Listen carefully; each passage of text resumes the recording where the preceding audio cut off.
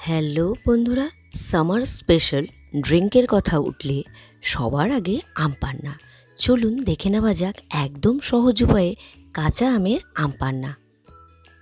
তাহলে চলুন ঝটপট বানিয়ে ফেলি ঠান্ডা ঠান্ডা রিফ্রেশিং আম পান্নার শরবত। আমি যেহেতু আম পান্নার শরবত বানাবো, কাঁচা আম লাগবে। আমি 3টে কাঁচা আম নিয়ে নিয়েছি। আর এখন তো আমেরই সিজন। দেখুন সেদ্ধ করতে বসিয়ে দিয়েছি, আর কালারও চেঞ্জ হয়ে গেছে, মানে ভালো মতন সেদ্ধ হয়ে গিয়েছে। এবার আমি ভালো করে খোসা থেকে চামচের সাহায্যে পাল্পটা বের করে নিচ্ছি।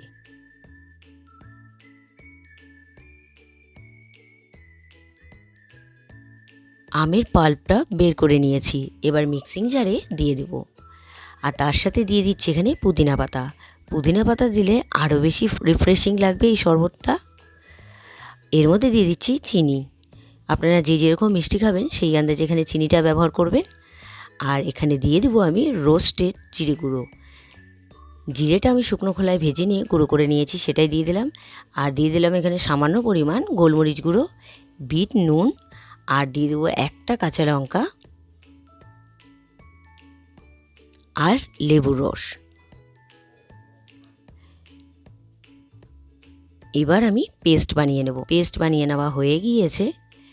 এবার আমি একটা গ্লাসের মধ্যে ঠান্ডা জল নিয়ে নিয়েছি, আর তার মধ্যে দিয়ে দিলাম আইস কিউব, আর 1 চামচের মতো আমের পাল্পটা দিয়ে দিলাম। এবার নাড়াচাড়া করলেই তৈরি হয়ে যাবে আম পান্না, সামার স্পেশাল ড্রিঙ্ক আম পান্না।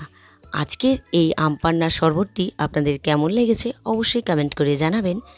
আপনাদের যদি ভালো লেগে থাকে তাহলে ট্রাই করার অনুরোধ রইল। আর ভিডিওটি ভালো লাগলে like, comment, share and subscribe করতে ভুলবেন না। বাই।